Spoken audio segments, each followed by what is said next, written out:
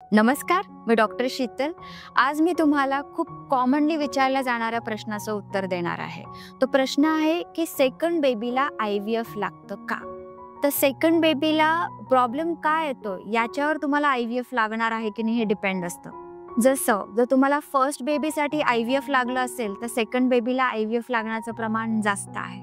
जर तुम्हाला तुमचं वय किती आहे, समजा तुम्ही सेकंड बेबीसाठी ट्राय करताय आणि तुमचं वय 35-40च्या आसपास आहे, तर IVFचं लागण्याचं प्रमाण हे जास्त असू शकतं.